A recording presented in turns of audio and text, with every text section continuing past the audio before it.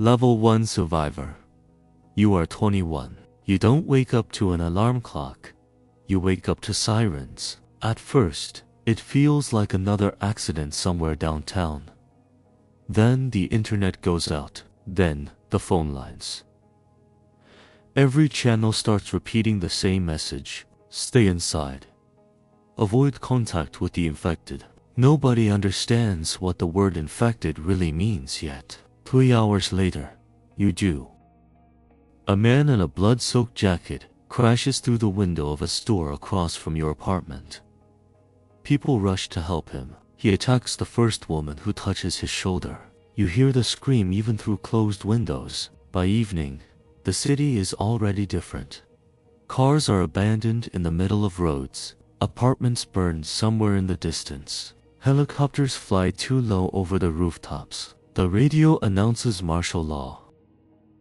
But the broadcaster's voice shakes like he doesn't believe his own words.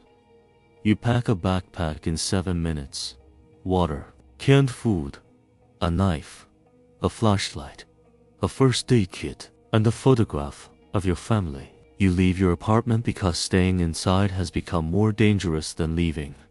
The streets are chaos. Some people are running. Some are shooting. Some are pretending everything is still normal.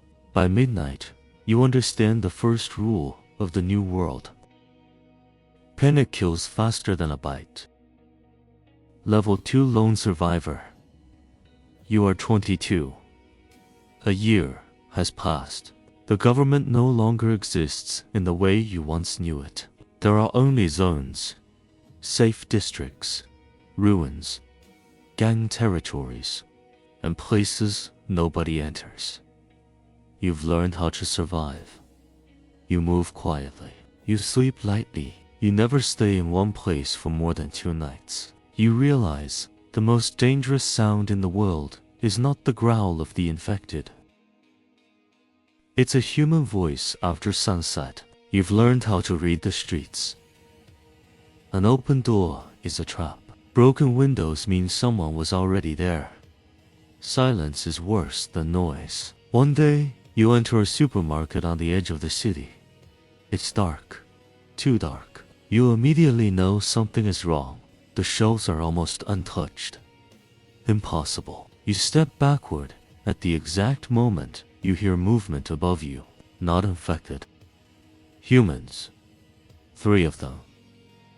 They set an ambush for scavengers. You escape through the emergency exit, losing half your supplies but keeping your life. That night, you write in your notebook, zombies want to eat you. People want everything else. Level 3 Member of a group. You are 24. You meet them in winter. 6 people living inside an old fire station. A former paramedic, a mechanic, a sniper girl, 2 brothers, and a man named Harris who used to teach history. Now he's the leader, not because he's the strongest, because everyone around him is still alive. You stay for 1 night, then a week. Then you realize that for the first time in 2 years, you're sleeping peacefully. The group changes you. A lone survivor thinks only about tomorrow. A group thinks about the future. You reinforce windows. Collect rainwater. Grow vegetables in the courtyard. You slowly begin to forget what constant fear sounds like. Then the horde comes. First, you hear it. Not screams. Footsteps. Hundreds of them. Harris looks through a crack in the barricade and says only one word. Move. Nobody argues. You abandon the shelter in 4 minutes. 2 years of work. 3 tons of supplies.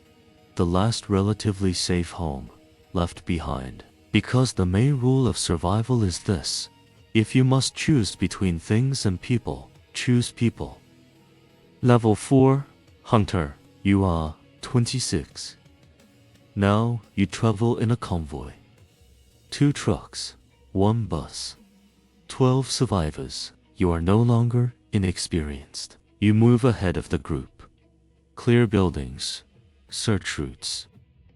You've learned how to kill the infected quickly. not heroically, efficiently. The world after civilization doesn't reward dramatic moves. One mistake costs too much.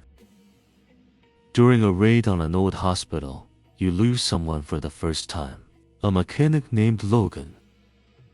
He holds the door shut manually when the lock jams. You hear one gunshot, then another dot, then nothing. The group stays silent the entire way back. That night, Harris sits beside you near the fire. You're thinking about whether he could have been saved. It isn't a question. You nod. If you start doubting every decision afterward, he says, you'll freeze when action matters most. You remember those words. Because in the new world, hesitation kills. Level 5. Leader, you are 30. Harris dies in the spring, not in combat, from an infection. A week later, the group starts looking at you the way they once looked at him, waiting for decisions. Now you decide where to go, who to trust, when to risk everything, when to retreat. You realize something you never understood before. The hardest part of leadership is not making decisions, it's living with them afterward. One evening, a family arrives at your gates. A man, a woman, a boy around 10 years old. The boy has a fever. Too high. Your people wait silently. Everyone understands what it could mean. You stand there for nearly a minute. Then you open the gates. Nobody sleeps that night.